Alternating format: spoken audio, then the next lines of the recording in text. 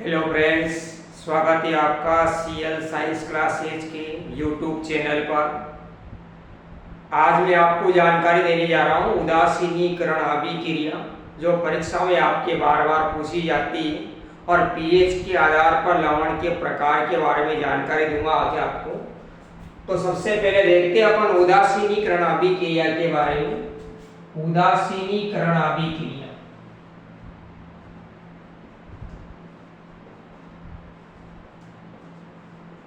उदासीनीकरण अभिक्रिया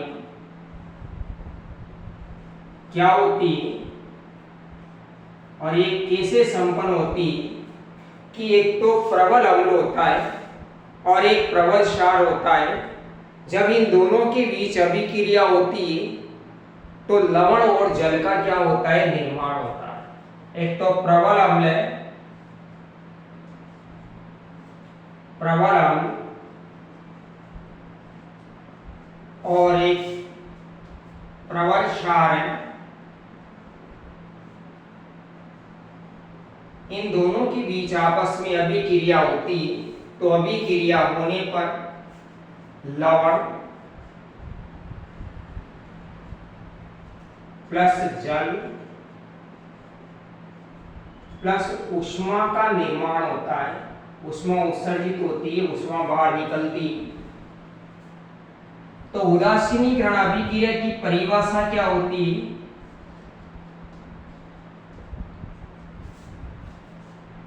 परिभाषा देखते हैं अपन इसकी कि अम्ल द्वारा, जिस अभिक्रिया में अम्ल द्वारा क्षारक का प्रभाव तथा क्षारक द्वारा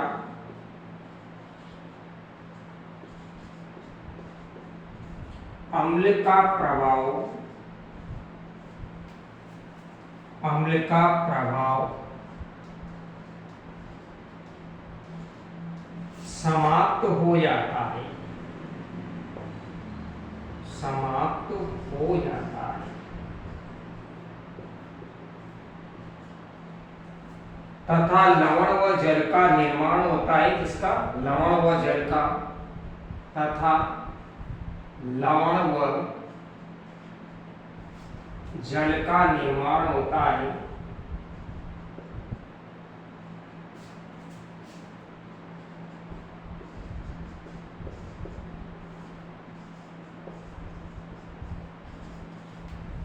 उसे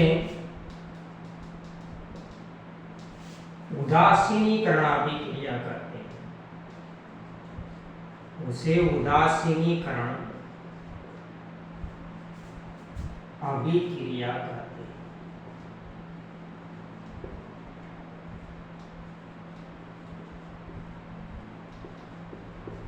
यह परिभाषा है इसकी, उदासीनीकरण अभिक्रिया की, कि अम्ल के द्वारा क्षारक का प्रभाव तथा क्षारक के द्वारा अम्ल का प्रभाव समाप्त हो जाता है तथा लवण व जल का निर्माण होता है। उसे क्या कहा जाता है? उदासीनीकरण अभिक्रिया के नाम से जाना जाता है। अब इसका उदाहरण देखो आप। प्रबल अम्ल ले लेते अपन। प्रबल अम्ल तो कौन सा है? हाइड्रोक्लोरिक अम्ल है अपने पास।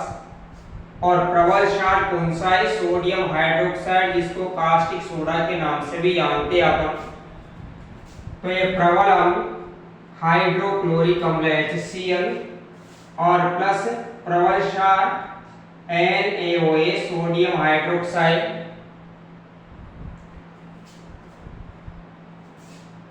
तो ये दोनों मिलकर एक तो लवण NaCl, सोडियम क्लोराइड लवण का निर्माण करते हैं, प्लस जल का भी निर्माण होता है, और प्लस साथ में ऊष्मा उत्सर्जित होती है।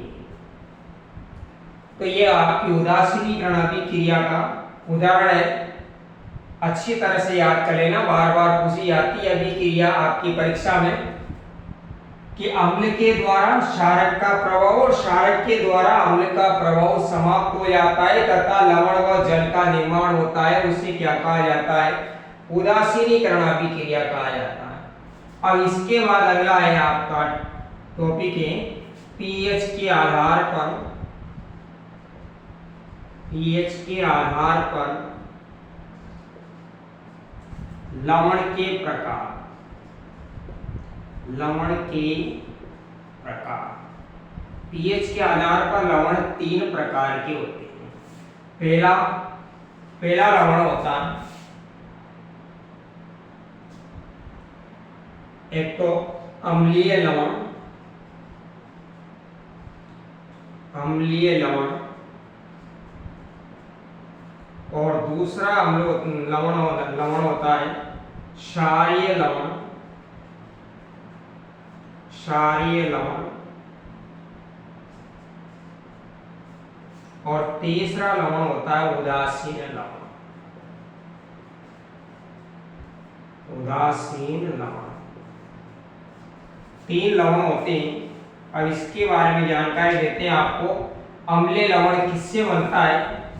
तो प्रबल अम्ल, जब प्रबल अम्ल मिलेगा और प्लस दुर्बल क्षार मिलेगा, दुर्बल क्षार, प्रबल अम्ल और दुर्बल क्षार मिलकर अम्लीय लवण का क्या करते हैं? निर्माण करते हैं। और इसका पीएच मान कितना होता है? इसका पीएच मान 7 से कम होता है, 7 से कम। इसके बाद दूसरे नंबर का है क्षारीय लवण। क्षारीय लवण किससे बनता है? प्रबल क्षार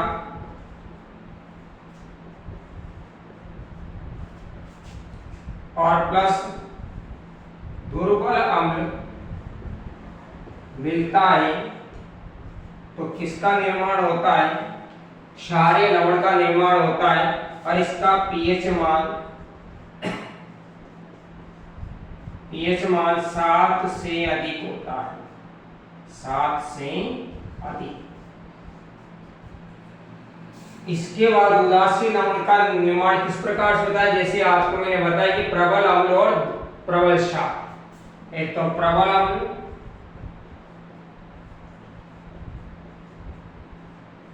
और एक प्रबल क्षार,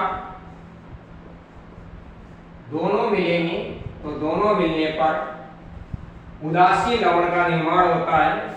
और इसका पीएच मान कितना होता है? 7 होता है। कितना होता है इसका पीएच मान? 7। तो ये हो गया आपकी उदासीनीकरण अभिक्रिया और पीएच के आधार पर लवण के प्रकार हो गया आपकी। एक बार और समझ लो पहले कि उदासीनीकरण अभिक्रिया की परिभाषा क्या होती है कि अम्ल के द्वारा क्षारक का प्रभाव और क्षारक के द्वारा अम्ल का प्रभाव समाप्त हो जाता है तथा लवण व जल का निर्माण होता है, उसे उदासीनीकरण अभिक्रिया कहते हैं। हाइड्रोक्लोरिक अम्ल और सोडियम हाइड्रोक्साइड आपस में क्रिया करते हैं तो सोडियम क्लोराइड जल और उष्मा का क्या होता है? निर्माण होता है। ये इसका उदाहरण है आपकी।